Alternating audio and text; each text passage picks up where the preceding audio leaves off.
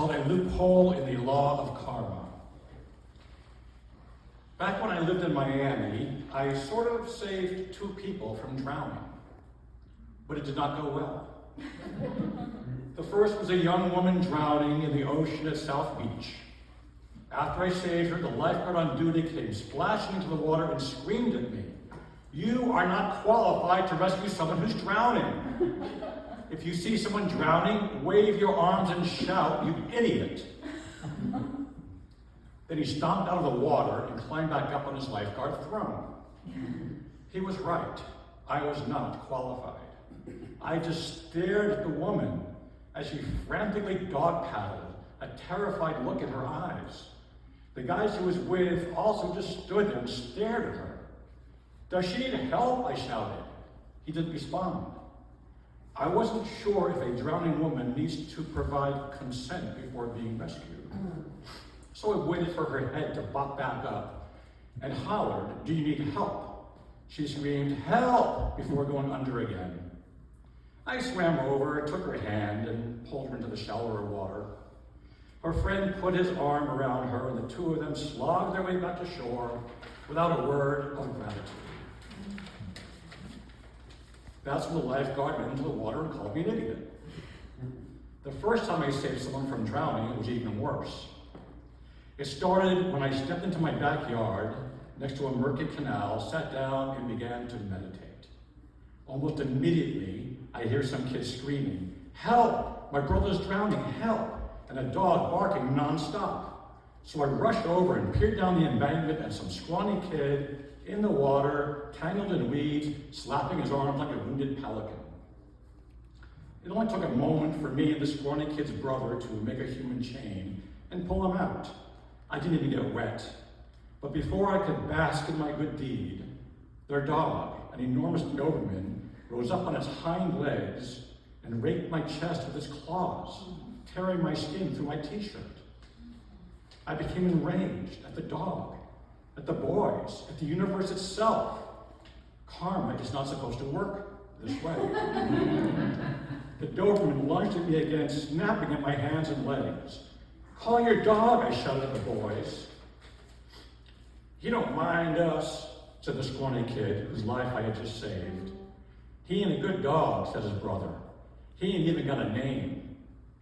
It continued to bark and snap at me, so I was forced to use whatever means I had to defend myself. I screeched at the top of my lungs, flailed my arms, and stomped my feet. This display of insanity seemed to confound the raging beast and keep it at bay. I managed to embarrass my way back to the safety of my apartment, sat down, and tried to meditate again. But I kept thinking I might get rabies. That meant either a series of painful shots to the stomach or become foaming at the mouth crazy. That wasn't a choice I wanted to make. So I got my 6-foot-long bamboo karate bow and went to have a word with the boys' parents, whom I had never seen. As far as I knew, they were feral children raised by wild Dobermans. I banged on the door with the karate bow. The kids opened it. "He ain't here," they said, staring at the bow as if I'd come to beat up their dog. "When's the last time he got a rabies shot?" I asked. They had no idea. "He ain't our dog," said the scrawny kid. "He just hangs with us sometimes." "He ain't got no name," said his brother. I told them, if he has rabies, I could die. They just shrugged. Their parents, if they existed, were not home. I left and called animal control.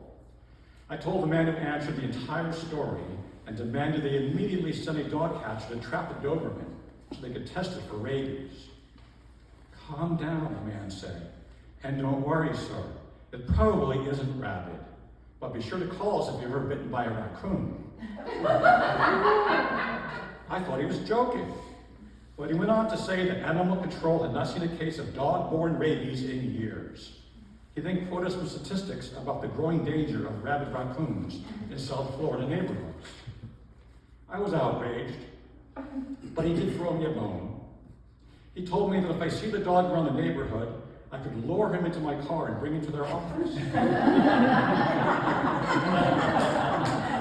Then they would be happy to test him for rabies or any other diseases I had in mind.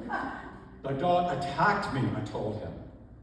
He said the dog was probably just upset by the kids screaming and suggested I give it a dog biscuit to help calm it down. Sure, I told him. How about I give it a nice soothing bath and a full body massage? He didn't appreciate my sarcasm and hung up. The next day, the scrawny kid showed up at my door, head hung low, eyes on his bare feet. Thank you for saving my life, mister, he mumbled. And suddenly, I felt responsible for everything he would do in his entire lifetime, for all the good and bad that man does. I felt the need to set him on the right path, to offer some nugget of wisdom that would change his destiny forever.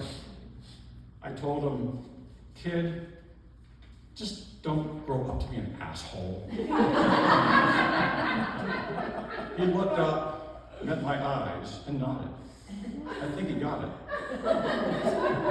Yeah. That was the last I ever saw of him. The family left, but the dog with no name continued to show up occasionally, looking scrawny and diseased. I might have tossed it a bite every now and then before it died. I think that in its next life, it'll be reincarnated as a man who gets attacked by an upset dog. Yeah. But I'm as confused as ever. Is it true that what goes around comes around? Or is it true that no good deed goes unpunished? Is there a loophole in the law of karma? I don't have the answer. But in the future, if I ever come across someone drowning in the ocean, in a canal, perhaps in their own troubles, I'll still try to help. Because we all know what it's like to be underwater and wish somebody would offer a helping hand.